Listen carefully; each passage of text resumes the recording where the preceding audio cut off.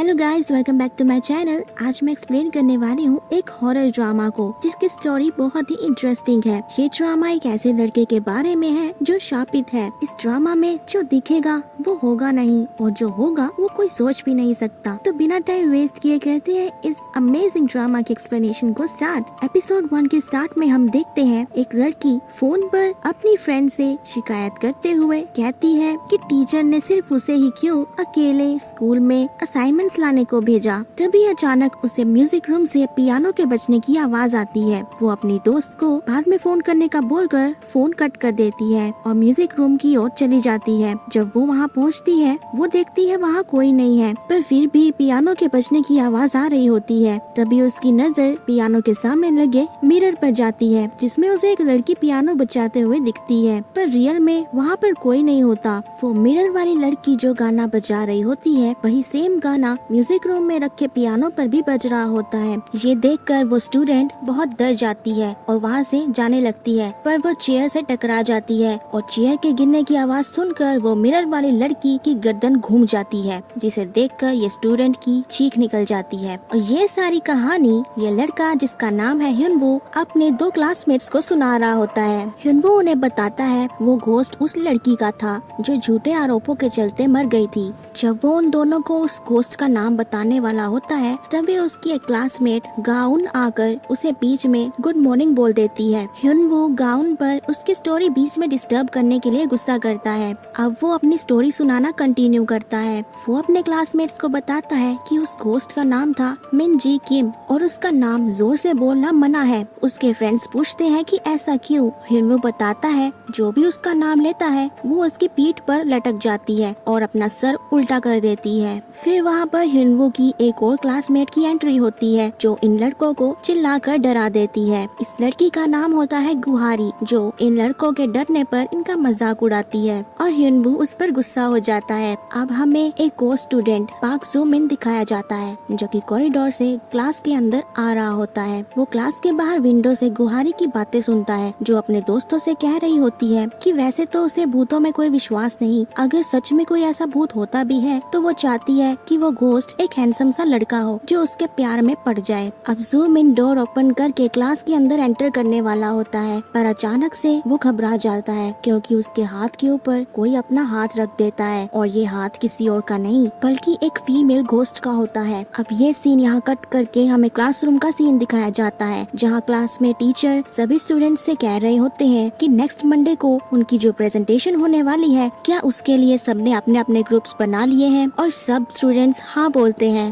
गुहारी की नजर जूमिन पर जाती है जो कि अकेला बैठा हुआ था। अब टीचर जूमिन से पूछते हैं कि उसने ग्रुप बनाया है कि नहीं। जूमिन टीचर से कहता है कि जब सब लोग ग्रुप बना रहे थे वो उस वक्त क्लास में प्रेजेंट नहीं था, इसीलिए वो अकेला ही प्रेजेंटेशन देगा। टीचर कहते हैं कि ये ग्रुप प्रेजेंटेशन है और सबको एक साथ ग्रुप में ही करनी होगी। फिर टीचर सबसे पूछते हैं कि कौन जूमिन को अपने ग्रुप में लेना चाहता है, पर कोई भी उसे अपने ग्रुप में लेने को तैयार नहीं होता। गुहारी ह्युनवू से पूछती है इस लड़के के साथ क्या चक्कर है, कोई भी इसके साथ दोस्ती क्यों नहीं करता। ह्युनवू उसे बताता है कि ये लड़का शापित है, जो भी इससे दोस्ती करता है उसे भूत दिखाई देता है और शायद यही वजह है कोई इसे अपने ग्रुप में नहीं लेना चाहता। गुहारी को इन सब बातों में बिलीव नहीं होता। टीचर सब स्टूडेंट से पूछते हैं क्या सच में कोई भी जूमिन को अपने ग्रुप में नहीं लेना चाहता, फिर भी कोई स्टूडेंट हाँ नहीं बोलता। ये देखकर गुहारी को जूमिन के लिए बुरा फील होता है और वो उसे अपने ग्रुप में लेने के लिए हाथ खड़ा कर देती है। बेचारा ह्युनवू उसे मना करता रह जाता है। जब जूमिन उनके साथ बैठने जाता है तो वहाँ पर एक ऑकवर्ड साइलेंस हो जाती है, जिसे ब्रेक करने के लिए गुहारी प्रेजेंटेशन का टॉपिक डिस्कस करने लगती है और जूमिन उन्हें उस टॉपिक से रिलेटेड इंटरेस्टिंग फैक्ट्स बताता है, जिसे सुनकर ये तीनों तो हैरान ही हो जाते हैं। अब हमें स्कूल के बाद का सीन दिखाया जाता है जहाँ ह्युनवू जो पहले जूमिन से डरा हुआ था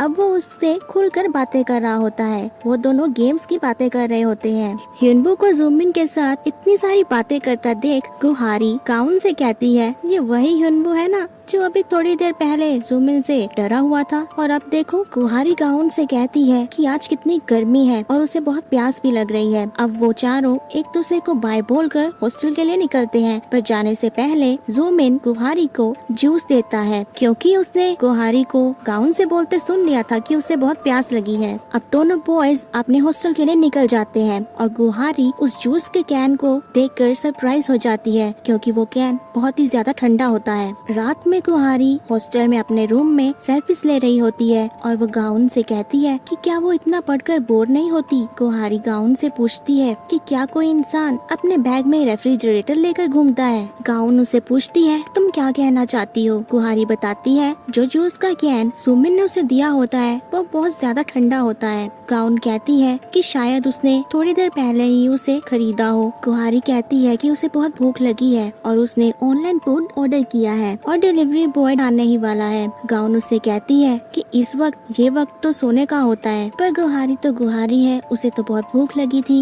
वो अपने फूड की डिलीवरी लेने के लिए चली जाती है। जब वो हॉस्टल से बाहर आती है तो उसे वहाँ पर वार्डन मिलती है जो उसे रोककर पूछती है कि वो कहाँ जा रही है। गुहारी वार्डन से झूठ बोल देती है कि ट्रैश कैन भर गया है, वो उसे खाली करने जा रही है। वार्डन उसकी बात मानकर उसे जाने देती है। जब वो रास्ते से जा रही होती है तब उसे अपने आसपास किसी के होने का एहसास होता है। पहले वो सोचती है कि ये उसका वहम है, पर फिर उसे कुछ ज्यादा ही डर लगने लगता है। वो पीछे मुड़कर पूछती है कि वहाँ कौन है, पर वहाँ कोई भी नहीं होता। गुहारी जैसे ही मुड़ती है तो उसके सामने कोई खड़ा होता है जिसे देखकर वो डर जाती है। वहाँ पर हुडी पहने हुए एक स्ट्रेंजर होता है जो कि गुहारी की तरफ बढ़ रहा होता है। वो गुहारी से कहता है क्या तुमने मुझे पहचाना नहीं। गुहारी बहुत ज्यादा डरी हुई होती है और गुहारी अपने बचाव के लिए ट्रैश कैन उसकी तरफ फेंकती है, पर वो ट्रैश कैन किसी इनविजिबल चीज से टकरा कर नीचे गिर जाता है। वो लड़का गुहारी की तरफ पॉइंट आउट करता है जिससे कि हमें वो इनविजिबल चीज दिखाई देती है।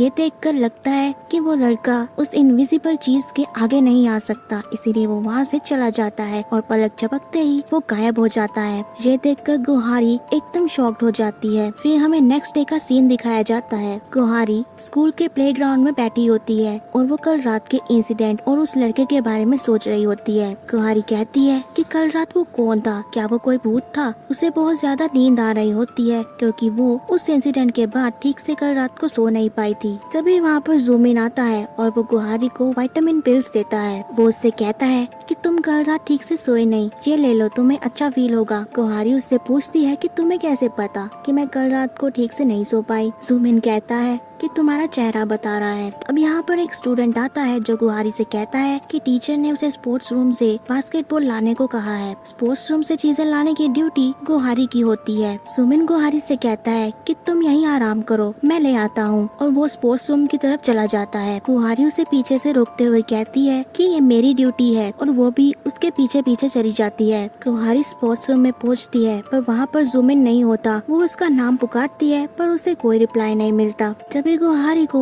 वहाँ पर कुछ अजीब सा महसूस होने लगता है और वो जल्दी से बास्केटबॉल लेकर वहाँ से चली जाती है। फिर हम जुमिन को वहीं स्टोर रूम में देखते हैं जहाँ पर उस घोस्ट ने जुमिन का मुंह बंद किया होता है और यहीं पर यह एपिसोड खत्म हो जाता है। अब क्या होगा जुमिन का, जानने के लिए देखिए अगले एपिसोड की एक्सप्लेनेशन।